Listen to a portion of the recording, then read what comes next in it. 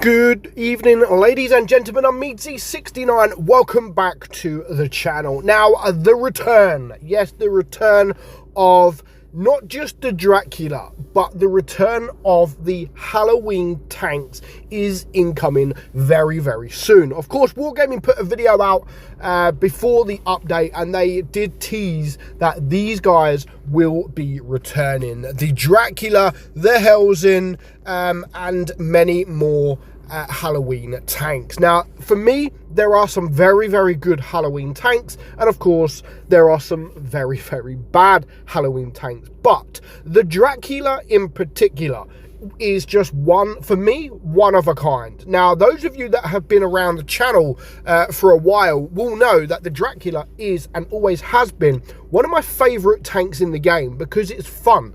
Like, it doesn't mean that the tank is really, really good. It is just fun to play.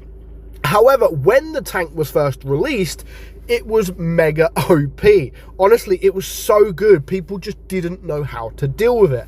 And the best thing back then was the tank was absolutely free. Yes, those were the days where Wargaming done very, very good events where you could get a tank for free. So the actual event, it was kind of like a battle pass event where at the end of it, you could either get the Dracula or you could get the hallowed. So you could choose what tank that you could get for free. Now, of course, I chose the Dracula and then I bought the hallowed. I didn't have to spend a lot because, of course, you can carry on playing, and I don't think it was possible to get both tanks for free, but I paid like a very little amount to get the hallowed. And at first I didn't really like the Dracula. I didn't really like it, and really sort of too fast. It was just too fast and I didn't really know how to play it. So I bought the hallowed, one of a kind, double barrel shotgun and all that, and yeah, that was actually pretty good. But just over the years, the Dracula, for me, has just got so much more fun to play, especially if you play it as part of a platoon. So if you play it 2 Draculas in a platoon, honestly, it is so fun to play. So let's look at the stats and let's just get into a game. So, of course, the mechanic, one of a kind, it has the track regenerator. Basically, what that is, it repairs itself. So a destroyed track is restored twice as fast, so you don't have to use your repair kit.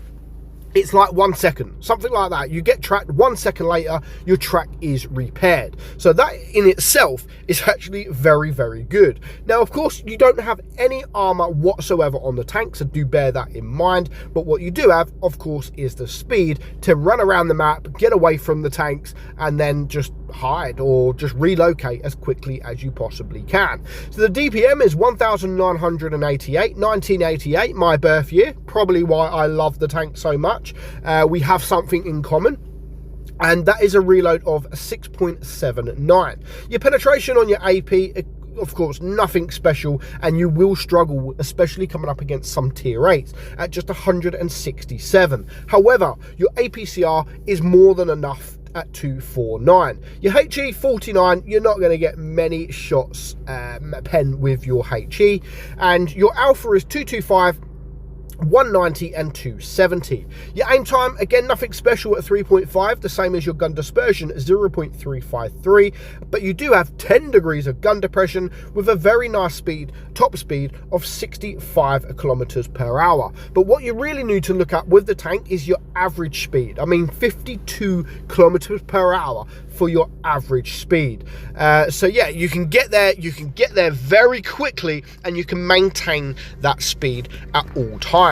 So let's just get into a game that I did have. I mean, the game is nothing special, but it just showcases how fun this tank can actually be. So we're on Falls Creek. Now, there is 3 mediums on my team, 2 mediums on the enemy team, and a light tank. So what I like to do is I don't just like to go full guns blazing. I do like to play it a little bit safe, like just to sit back a little bit and then see where the enemy are, see where my team are, and then maybe later on in the battle go all like guns blazing and just have fun. Just have fun with the tank. So you can see now a couple of my guys are here. All the light tanks, all the medium tanks are here. At the moment, obviously, only that one tank has been spotted. But as soon as my guys start to push forward, this is where I'm going to start pushing forward. So I do get shot from the right, do get that stupid bounce on the Type 58. And now I'm going to go wherever my Sherman Easy 8 is going. So whatever he's focusing,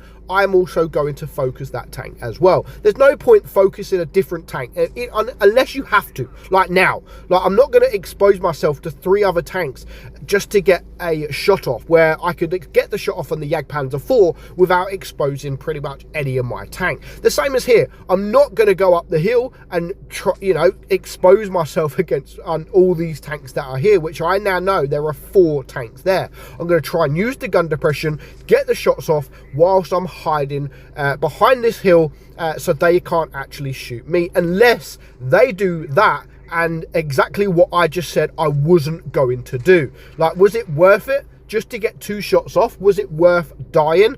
No, it really wasn't. So now I'm trying to kill the Type 58, and again, I know that there's 3 tanks there, the WZ, the Jag, and of course the Type 58. So I'm not going to go over the hill to risk just to try and get 1 kill.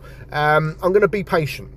So now that guy is gone, again, I'm going to try and relocate and see if I can come in at a different angle, because the tank has 10 degrees of gun depression, yes, but the hill I was at, there's no way 10 degrees of gun depression is actually enough to get your gun down. However, if I can relocate into a different position, then I may be able to use that gun depression. And there's the Jagdpanzer 4. I don't want to come face to face with him. Yes, he's a tier 6, but he actually has very good DPM. So I haven't got the hit points to deal with that guy. So I'm just going to wait, and then as you can see, my guy rushes in, and then I can get the kill. So that is 1500 damage. The AMX there, I mean, people are still playing that. He is AFK. Sadly, I can't get any more damage because now I need to focus on the WZ. Now, a lot of people would run away, but for him to come at me, he has to go around the hill, which is perfect for me because now I can use my mobility to get around him, and at this point, he cannot do absolutely anything.